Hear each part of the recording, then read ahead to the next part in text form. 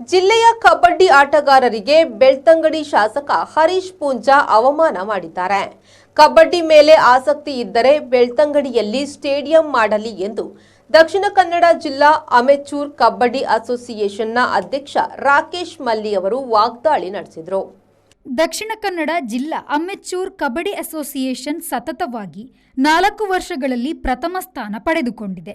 ಸುಮಾರು 2 ದಶಕಗಳ ಕಾಲ ಜಿಲ್ಲೆಯಿಂದ ಅನೇಕ ಕಬಡ್ಡಿ ಪಟುಗಳನ್ನು ರಾಜ್ಯ, ರಾಷ್ಟ್ರ ಮತ್ತು ಅಂತಾರಾಷ್ಟ್ರೀಯ ಮಟ್ಟಕ್ಕೆ ಕಳುಹಿಸಿದ ಕೀರ್ತಿ ನಮ್ಮ ಸಂಸ್ಥೆಯದ್ದಾಗಿದೆ. ಭಾರತ ಮಹಿಳಾ ಕಬಡ್ಡಿ ತಂಡದ ನಾಯಕಿ ಮಮತಾ ಪೂಜಾರಿ ಅವರನ್ನು ಕಳುಹಿಸಿದ್ದು ನಮ್ಮ ಸಂಸ್ಥೆಯಾಗಿದೆ. ಇಷ್ಟೆಲ್ಲ ಇದ್ದರೂ ಬೆಳ್ತಂಗಡಿ ಶಾಸಕ ಹರೀಶ್ ಪೂಂಜಾ ಅವರು ಸದನದಲ್ಲಿ ನಮ್ಮ ಸಂಸ್ಥೆಯ ಬಗ್ಗೆ ಸುಳ್ಳು ಮಾಹಿತಿ ನೀಡಿರುವುದು ಖಂಡನೀಯ. ಇದರ ವಿರುದ್ಧ ಸಭಾಪತಿಗಳು ಕ್ರಮ ಕೈಗೊಳ್ಳಬೇಕು. ನಮ್ಮ ಸಂಸ್ಥೆಯ ಗೌರವಾಧ್ಯಕ್ಷರಾಗಿದ್ದುಕೊಂಡು ತಪ್ಪು ಮಾಹಿತಿ ನೀಡಿರುವುದು ಸರಿಯಲ್ಲ ಎಂದು ಸಂಘಟನೆಯ ಅಧ್ಯಕ್ಷ ರಾಕೇಶ್ ಮಲ್ಲಿ ಪತ್ರಿಕಾಗೋಷ್ಠಿಯಲ್ಲಿ ವಾಗ್ದಾಳಿ ನಡೆಸಿದರು. ಶಾಸಕರಾದ ಹರೀಶ್ ಪೂಂಜಾ ಅವರು ಒಂದು ಕಂಪ್ಲೇಂಟ್ ಅನ್ನು ಮಾಡಿದ್ದಾರೆ.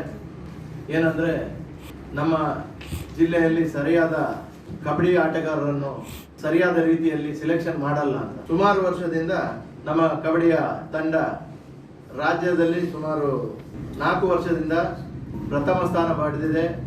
ಮಹಿಳಾ ತಂಡ ಸುಮಾರು 2 ಸಲ ಪ್ರಥಮ ಸ್ಥಾನ ಪಡೆದಿದೆ ಹಾಗೂ 2 ಸಲ ದ್ವಿತೀಯ ಸ್ಥಾನ ಪಡೆದಿದೆ, 1 ಸಲ ತೃತೀಯ ಸ್ಥಾನವನ್ನು ಪಡೆದಿದೆ.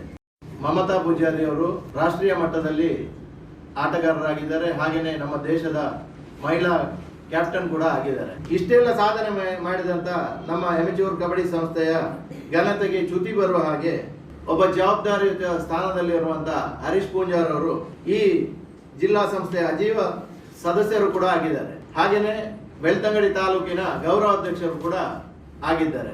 ಇದರ ಮಾಹಿತಿಯನ್ನು ಸರಿಯಾಗಿ ಪಡೆಯದೆ ಯಾರೋ ಕೆಲವರು ಎಲ್ಲ ಹೇಳಿಕೊಡ್ತಾರೆ ಅಂತ ಹೇಳಿ ವಿಧಾನಸಭೆಯಲ್ಲಿ ತಪ್ಪು ಮಾಹಿತಿಯನ್ನು ನೀಡಿದ್ದಾರೆ. ಜಿಲ್ಲಾ ಡಿಆರ್ ಆಫೀಸ್ನಲ್ಲಿ ಸುಮಾರು 9,000 ಚಿಲ್ಲರೆ ಇಂತಹ ಸಂಸ್ಥೆಗಳು ನೋಂದಣಿಯಾಗಿವೆ. ಇದರಲ್ಲಿ ಸುಮಾರು 800 ಚಿಲ್ಲರೆ ಸಂಸ್ಥೆಗಳು ಮಾತ್ರ ಪ್ರತಿ ವರ್ಷ ಆಡಿಟ್ ಮಾಡಿ ಪ್ರತಿ ವರ್ಷ ರಿನ್ಯೂವಲ್ ಅನ್ನು ಮಾಡ್ತಾ ಇದೆ.